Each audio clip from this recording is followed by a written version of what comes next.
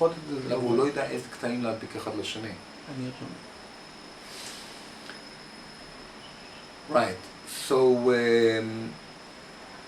he was very much conversational. Yes. And not enigmatic at all.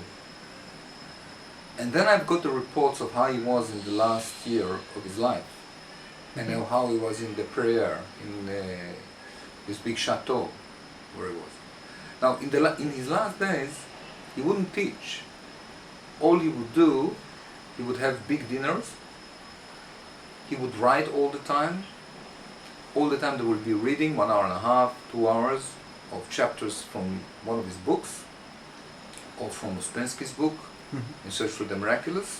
And then they will have dinner, and then he will throw a few comments about people, basically how idiots they are, or what kind of idiots they are, and sometimes he would talk about mundane things, like a certain apartment that he's going to buy for his niece, and things of that nature.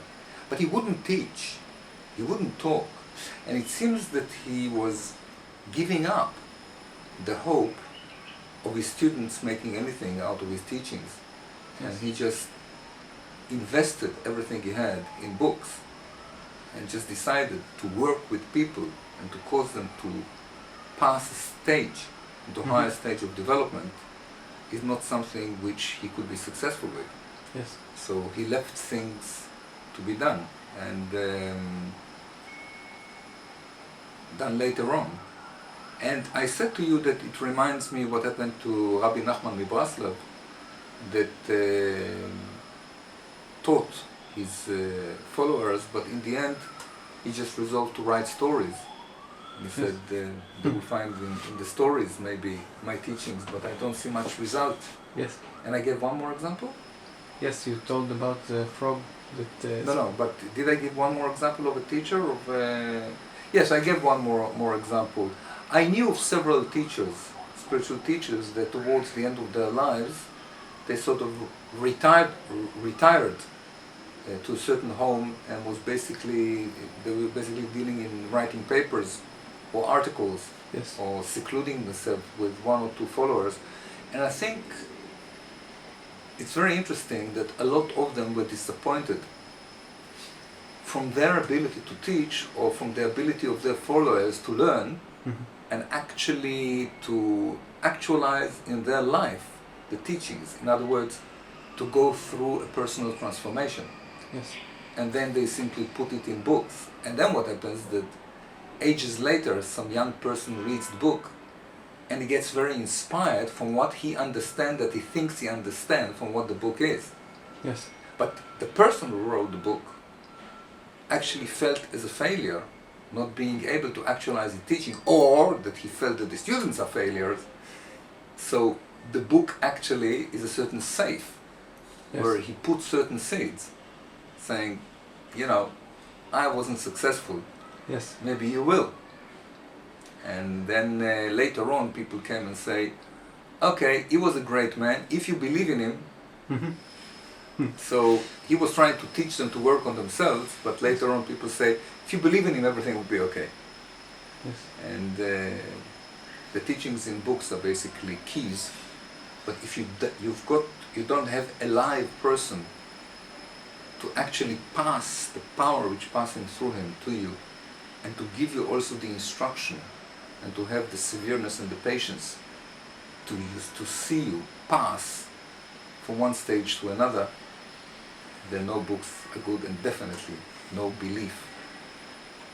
I have I think it's very difficult to hear what you're saying. Because as a student, Don't put yourself in the picture. I know, but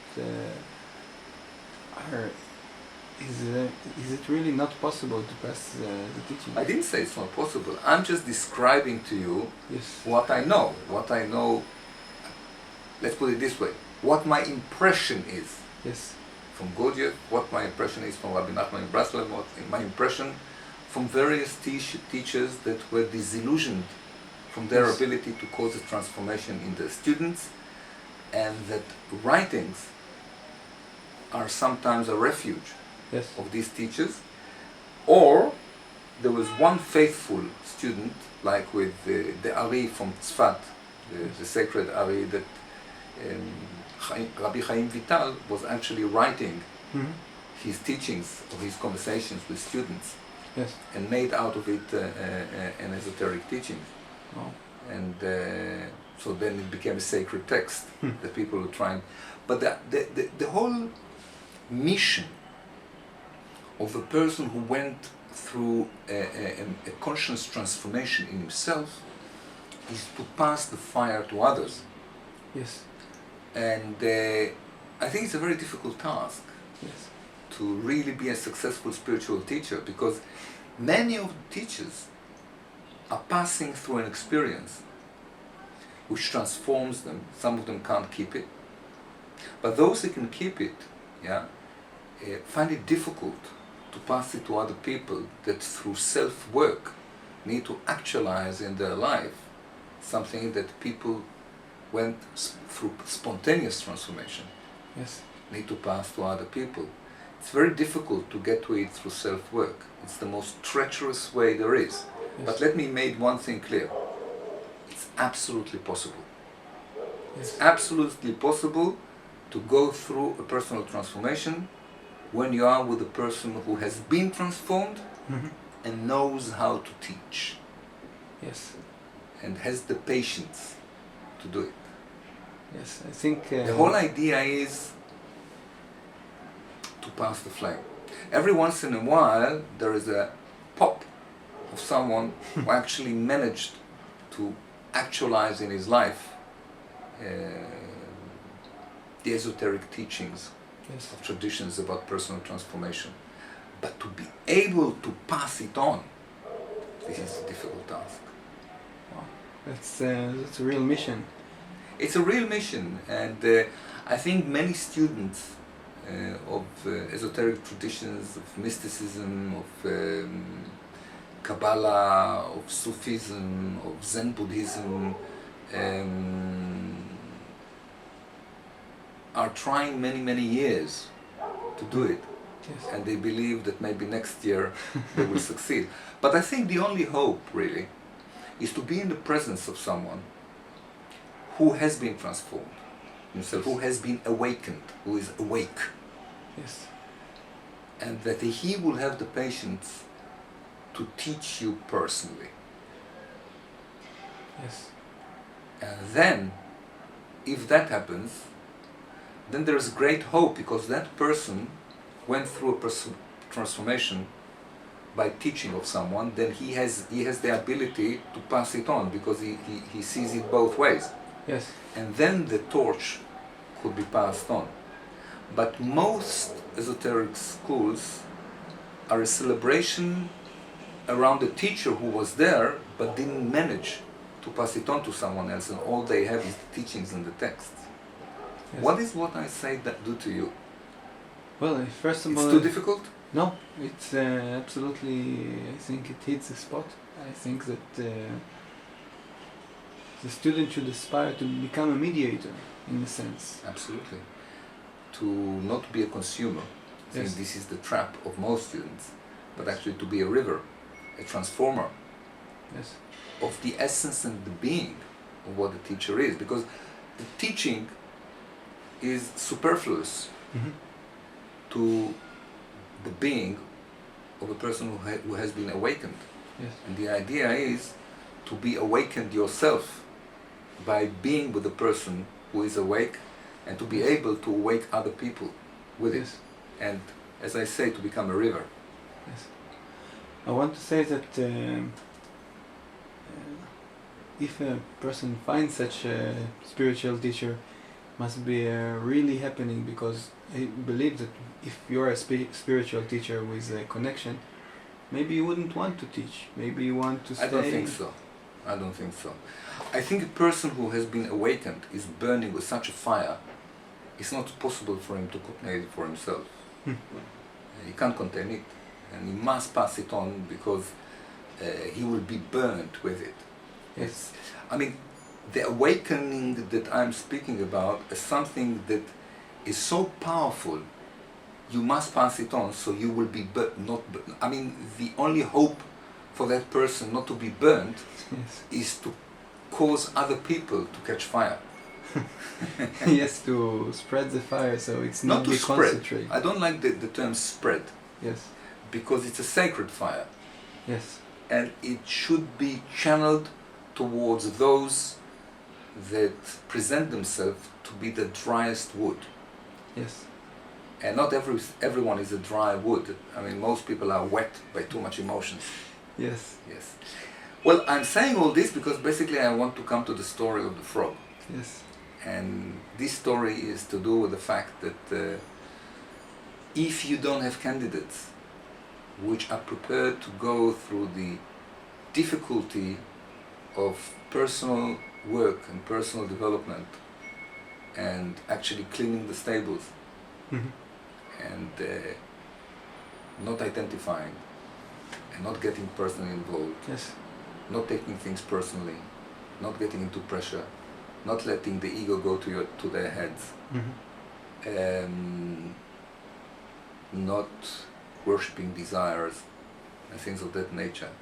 Yes. Basically, no, no, no, no. The yes will come by itself. The Yes. work is by plucking the weeds Yes. of the lower order in yourself. If people are not willing to do that kind of work, then the only thing which is left for a person who carries the fire of being awakened is to put it in some sort of form that will be preserved. Yes. Right. So the story goes like that. Some time ago, there was a great king. And he was really a great, great person, great ruler. Yes. And he was very much loved by his people. And he had a loyal servant, a frog. And the frog was very, very loyal.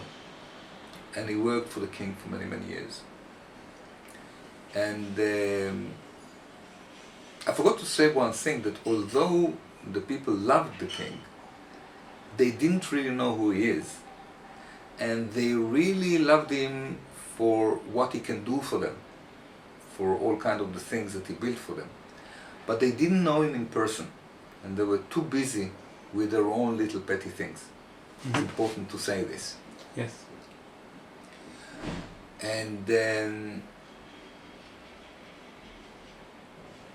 one day the king came to the frog and he said, "Listen, I love you very much, you're great, but you're too old." He says, "No, no, no, no, I want to continue to serve you." He says, "No, you need to retire, and I need young frogs to serve me." And the frog said, "But what can I do? I mean, I know how great you are, and all I want is to serve you." He said, "I'll tell you what I do. I give you a job. You leave the palace, and you go to the people, and you tell them about me. You tell them what you know of me. Mhm. Let them see the side of how I am in my being, so they could aspire to be kings themselves and to be like me. I want to pass what I have to them." Yes. But they wouldn't listen. They want to consume all the great things I built for them. So why don't you tell them about the way I am, so they will be directed towards the essence which I present to them. Mhm. Because not like other kings that wanted to make bigger distance between them, between him and the followers and the people, he wanted actually for them to learn from him how everyone could become a king for himself. Yes. And he said, "Tell them about me." And the frog said, "Yes, but you know, they wouldn't listen." He said, "I'll tell you what I do. I'm going to put under your tongue a pearl. And when you talk, pearl will drop off your mouth. And people will be fascinated by the glitter that we're forced to hear. The frog said, yes, but they will take the pearl and they go away. He says, no, this is a very special pearl. This is a mother pearl.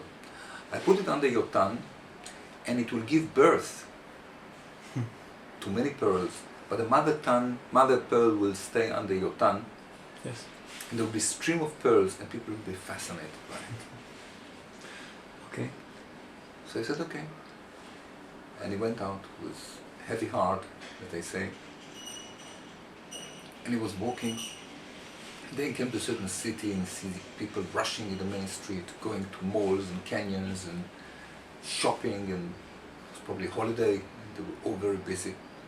And no one seeing small frog. So he took certain cut wood, the wood which was cut in the middle, and stepped on it. And he started to speak. And no one actually paid attention. But he started to speak and said, you don't know my king. And as he said that, 3 pearls dropped out of his mouth. And he continued to speak, and a stream of pearls came out. The first person that saw a pearl picked it up, he couldn't believe it, and he looked and he saw the frog. And he saw that there are pearls coming from his mouth. So he forgot to be amazed that there's a frog there sitting and talking in an English language, and there are pearls coming. And he took one pearl, one more pearl, and other people saw him and they started to gather. And suddenly everyone understood there's something is going on, and people came.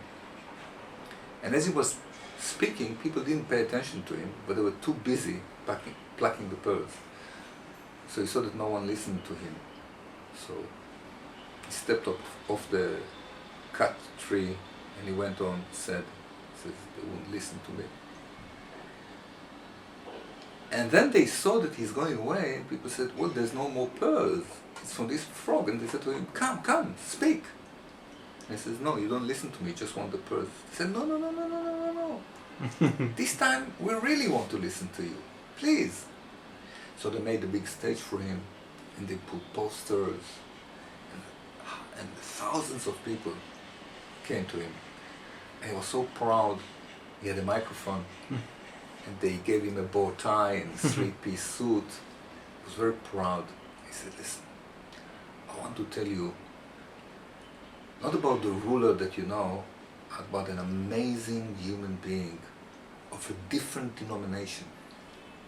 He actually exists on a different level of consciousness. And 50 pearls were on the stage. No one moved. He was so amazed.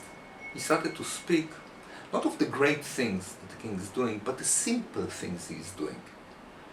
Everything was so amazing. How he eats, how he talks, how he treats his servants. Until the whole floor was covered with pearls, and no one moved. Then he finished to speak, and everyone applauded. And he was so moved. He said, thank you very much. You made me the happiest frog in the world. And then he turned away and moved away. And when he was in the distance, he heard a certain sound, sort of whoosh. And from the distance he looked and he saw thousands of people rushing on the pearls. Then he realized they just waited for him to finish so they can rob the pearls. Yes. And he was completely disillusioned. And then he went to the sea and he plucked the pearl under his tongue. He said, no one wants to hear about the king, just these pearls. I don't want this pearl. And he threw it to the sea. And then a great hand popped from the ocean and took the pearl. And from there on, the great secrets about the possibility to become great in your own life are lying deep in the sea of esoteric secrets. That's amazing, an amazing interpretation of I'm absolutely fascinated. Thank you very much. I hope also the listeners, the watchers of this. You're a great storyteller also. But it's a great story. I love this story. Yeah. This story is a great story. It says that people are robbing the pearls, but they are missing the point, because the person of which is passing the pearls is the point. See, this is a fascinating story because there's many layers in it. There is the king. Yes. He lives in the palace and no one saw him. There is a frog. Now, a frog has got the ability to turn a prince. Yes. And inside the frog, there is a prince, but he needs something to become a prince. He needs a kiss. He needs love. He needs appreciation, which he doesn't have. Yes. So, there are kings which are hidden, and there are princes that need appreciation, frogs that need appreciation. Yes. There's one thing that Madame de Salzman says in the beginning of the book, which is very, very true and very amazing. She says the one thing that people miss is attention. The one thing that divides person from being awake and being asleep is the fact that he doesn't pay attention. Yes. If we start to pay attention, It's to be attentive to what is happening outside you, and no. To pay attention to what's happening inside you, what is happening inside other people, what's happening outside yes. of what is familiar or what is seen to be what is happening. Real truth is hidden deep in the ocean of esoteric secrets. Okay. Okay, right. I think we should finish this. We'll finish and we'll start. לא. כן, סגרת? לא. עוד לא? אני חושב שאני אתחיל מחדש. לא? כן.